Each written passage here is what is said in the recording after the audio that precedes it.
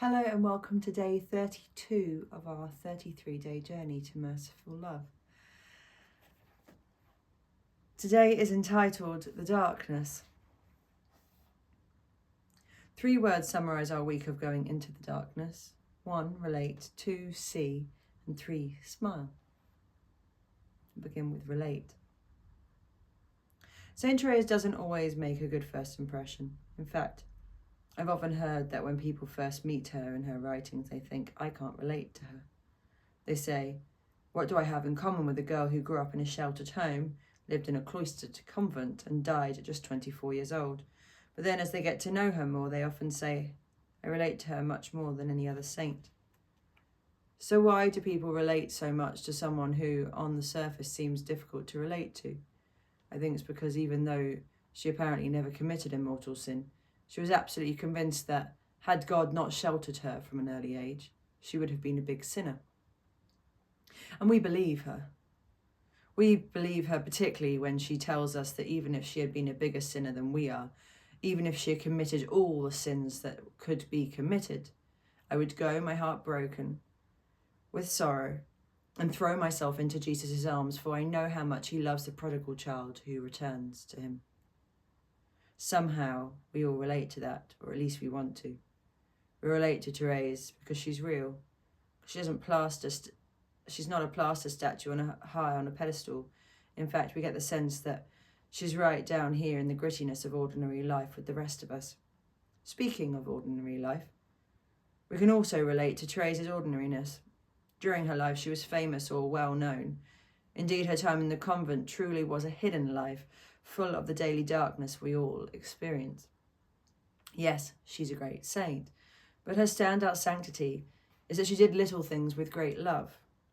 Yes, in the midst of an ordinary, mundane life, she had extraordinary faith, hope, and love that are accessible to us all. As she herself put it, why would this treasure not be yours? Finally, we relate to Therese's double darkness. In other words, like most of us, she not only knew herself to be weak and imperfect, more on that next point, but she knew what it was like to live in an age of secularism and doubt. And she knew it not because she actually lived in that world. As a cloistered nun, she did not, but rather because the Lord allowed her to feel that God doesn't exist and that there isn't a heaven. That was her night of faith. Still, in the midst of such darkness, she clung to the Lord with faith, hope, and love, and encourages us to do the same. See. Therese solves the mystery as to why the great saints see themselves as great sinners. She also solves the mystery as to why so many sinners are so often blind to the fact that they're sinners. It has to do with the reality of God's love, his burning, passionate, infinite love. Because great saints clearly see this reality, they're not blind to their sins. Because people who don't think they're sinners don't clearly see the reality of God's love, they're blind to their sins. But if they did see the reality of his love, their eyes would be open to their sinfulness. To put it differently, Therese teaches us that when we clearly see the reality of God's compassionate love for us, it makes us realise that we can't compete. It reveals that when we compare God's infinite love for us with our own pitiful love for him, our love is really nothing. But Therese doesn't leave us hanging. She tells us that God's love for us is so great that he allows us to borrow his own love. Now, according to Therese, we don't fully borrow the Lord's perfect love until we get to heaven. By heaven, I mean both heaven, where we go when we die, and heaven on earth, where we go on Sundays. Of course, regarding that latter heaven, I'm talking about the Mass, which is where we can love God the Father through him, with him, and in the Son's own perfect love, and even see that love in sacrament. Smile. Remember Therese's smile at her death. Let it be a sign for you. As Abraham had the stars and Mary had the words of Elizabeth, you have Therese's smile. So in times of darkness, when you're tempted to discouragement because of your own weakness, poverty, and sin, remember that smile. In times of darkness, when you're tempted to think that God and heaven do not exist, remember that smile. In times of darkness, when you're tempted to think there's no way you can become a saint, remember that smile. And actually, Therese is smiling at you now. With her prayers, she's preparing your heart to accept the gift of the offering to merciful love. She's telling you not to be afraid. She's saying, I do not regret having offered myself to love, and neither will you. So get ready. The day of your offering is just around the corner, and that rejected mercy will soon be yours, so don't forget to smile. Today's prayer. Spend the day pondering the offering to merciful love that is summarised by these 3 words: relate, see, and smile. I think it's important that I show the picture of Therese at her death smiling.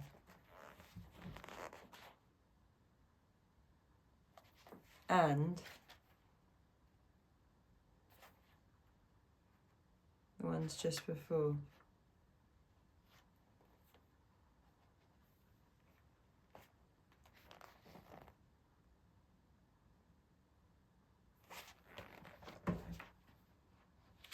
I'll re-find my page. And while I do that,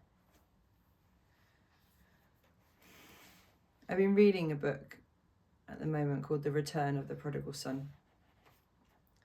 Mentions in Relate this: I would go, my heart broken with sorrow, and throw myself into Jesus' arms, for I know how much he loves the prodigal child who returns to him. I've recognised throughout this process that, and my process I'm going through in life, that there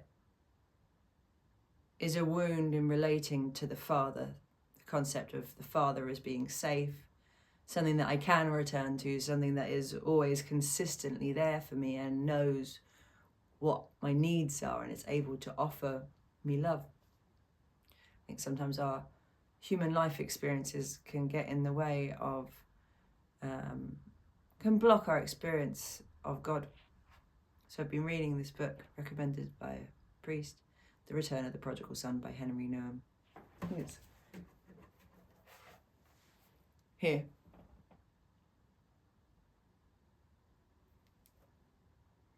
So meditation, his meditation on Rembrandt's painting, The Return of the Prodigal Son. And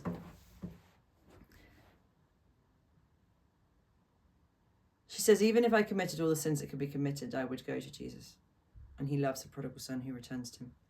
One of my biggest reflections in this book is not necessarily of resistance in being the person who, being the prodigal son who sees all their flaws and is like, oh, I've done this grave thing. Oh yes, I've gone and I've drank and I've taken drugs and I've had like sex and done all these things without the intention of love. Maybe it's always lurking there, or there's a seeking in it down at the depths, but you know, I've engaged in things that I can recognize easily as being sinful. And one of the most poignant parts of the prodigal son for me has been reflecting on not being the younger brother who goes away and then returns home realizing his sins, but of the resentment of the older brother who has always stayed and done a good job and always tried to do his best.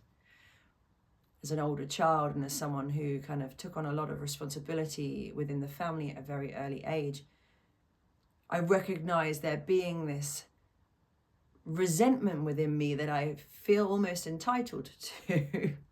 It's like, fair enough you feel that. And when I've been reading the book and reflecting, I'm like, oh, I can sense this resentment that's still in me towards this role of the father, or towards feeling like there's not, I'm feeling like I'm not always loved, feeling like love has to be earned, feeling like there's not enough love to go around, feeling like I have to be the one to do good, and then it's not rewarded in fairness.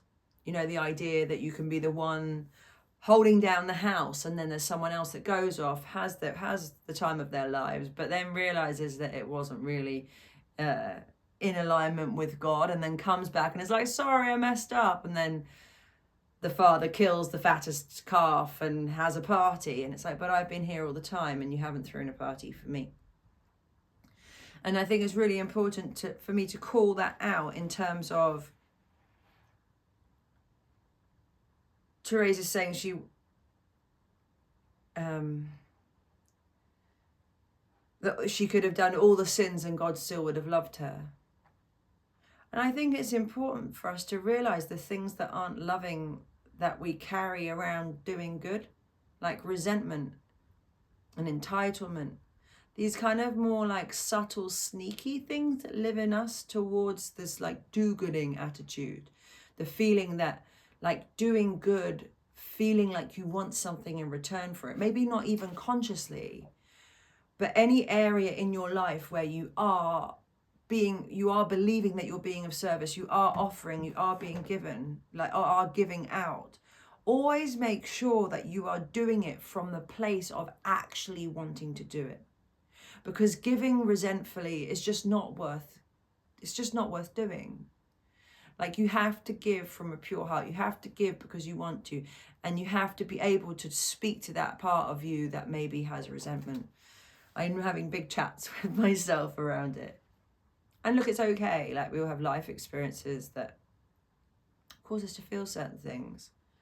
And remembering that someone else being loved doesn't mean that you're less loved has been really important for me. Remembering that just because someone else is welcomed home doesn't mean that I wasn't welcome. And not seeing the prodigal child who returns to him as just being the younger son who went away and came back. Not the obvious ones, but maybe also the elder son who always stayed at home, but maybe felt like he wasn't being rewarded. To like remember that, to see the subtle ways in which we can leave our connection with God. The subtler ones are the harder ones, and sometimes the stickier ones to get rid of.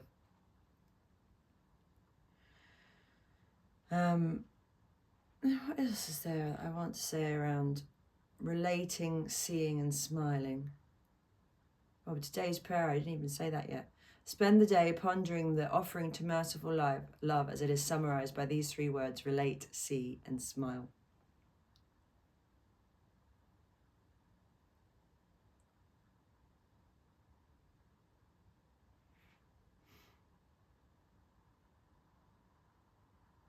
I think I've said all I want to say for today. Tomorrow is day 33. Can't believe we're here already. We're going to be putting it all together. And then it's it's consecration day. So make space to be with all of this and take time. And I'd love to hear your ponderings. And I'll see you for our penultimate day of this process tomorrow.